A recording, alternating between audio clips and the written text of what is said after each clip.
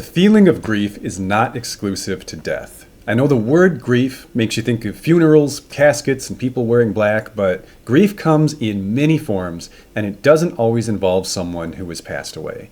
Sometimes people leave our lives in a way that is very clearly going to be permanent, but they don't leave the world itself.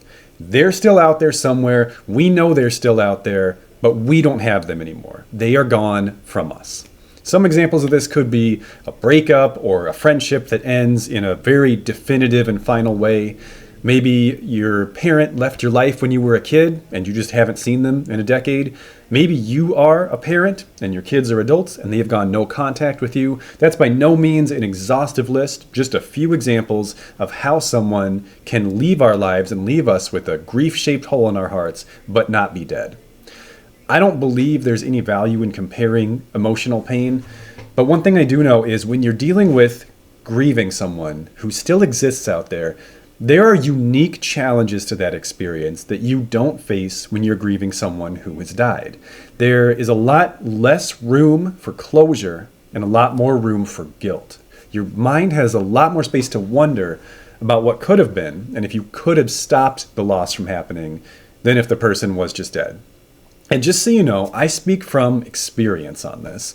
I've had many examples of this type of grief. The one that hurts the most was the loss of my best friend. I had a best friend for a decade, probably from ages like 13 to 23. And I would have told you that for that period of time, he was the most important person in my life. I didn't have great relationships with my family during that time. Most of my friendships were unstable. The people I was dating romantically were extremely unstable. He was the only safe, stable person. He was the only stable thing in my whole life for that decade. And then one day something happened. And within a couple months, that was it. We were done. And I think that grief hurt more than anyone who has died. Or at least it was harder to get over. It took me probably at least another 5 years to really get past this loss. Most of us don't receive any guidance on grief. We're just expected to intuitively know or understand how to cope with this gaping hole in your life where a person used to be. But even if you were lucky enough to have someone teach you how to grieve, they probably taught you how to grieve when someone dies. I think very, very few of us have ever been taught how to grieve someone who is still alive. And that's what I'm hoping to do today. I'm going to walk you through how I dealt with that loss that I just referenced and similar losses to eventually get to a point of resolution in my own heart. The first thing you need to do to grieve someone who is still alive, disclaimer, this one's probably the hardest, is to let them die in your mind. What I mean by that is treat them as if they were dead, as far as both your emotional reaction to their absence and your plans for life in the future. I know this is difficult because the logical part of your brain is going to say, well, but they're not dead. They are out there. And there's a chance that they might be in your life someday again in the future. It's hard to ever really know if the loss of someone who is not deceased is permanent. That's why this is such a difficult thing to do. The problem is holding on to that hope will halt your grief process. This person will remain forever half dead and half alive in your mind because you will feel their absence and it will hurt when you feel their absence. But you won't ever be able to move on and get to the point where it hurts less because you have not fully accepted the loss as a permanent fixture in your life. This puts you in the worst possible place emotionally because you still feel that pain, but the pain doesn't lessen. And you end up kind of being like, I'm sorry, this is such sad imagery, but it's the only thing that comes to mind. You're like a surrendered puppy in the shelter looking through the bars waiting for its owner to come back. And I know that it hurts more in the short term to fully accept the loss than to stay in this ambiguous there's still hope place. But it is the only way that you will ever start to heal from that loss. And so as much as I know it hurts to do, if you're trying to grieve someone who is still alive, you have to consider them to be dead to you. The second thing that's important to do when you're grieving someone who is still alive is to take your feelings seriously. If you have seen my video on ambiguous grief called When Your Dreams Die, this is the same basic principle as from that video. Other people will not necessarily view what you're going through as grief because they have the same biased associations that you do, that grief is when someone is dead. Do not treat your grief for this person as being any less real, any less serious, or any less painful than the grief that comes with death, because it isn't. This is real grief. Do not let anyone, most importantly you, because realistically that's probably where it would come from, tell you anything that contradicts this truth. You need to mourn. And that might involve crying, that might involve yelling, that might involve screaming, it might involve sadness, it might involve anger, it might involve taking time off from work or school, it might involve rest. Do the things you would do if this person had died, because that's what it's going to feel like. It's not, if you're being honest with yourself and not invalidating and not blocking, that's what it will feel like. Do not minimize or invalidate your feelings. That stops your grief process. Don't say things to yourself like, well, I shouldn't be hurting this bad over someone who's still alive, or like, well, at least they're still out there somewhere. All this is doing is this is your brain telling your emotions, you shouldn't hurt. You shouldn't feel that way. And it's not going to work. It's still going to hurt. It might like momentarily distract you for a moment. It isn't going to resolve your feelings. Telling yourself that your feelings are wrong and commanding them to go away does nothing. It doesn't accomplish anything beneficial. It just makes the whole process take longer. Take your grief seriously. The third thing we need to do when we're dealing with the loss of someone who's still alive is to minimize triggers. Grief is hard enough to process without being constantly surrounded by reminders of your loss.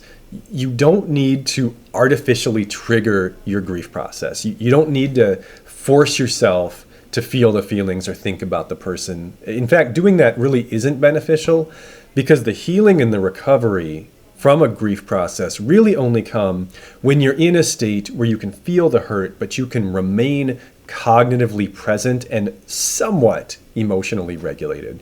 I guess another way of saying that would be that you can't speed run grief. You can't just cram all the hurt and rage and sadness and guilt into like the 3 worst days of your life and then just be done. It doesn't work that way. It's an equation of experience plus time.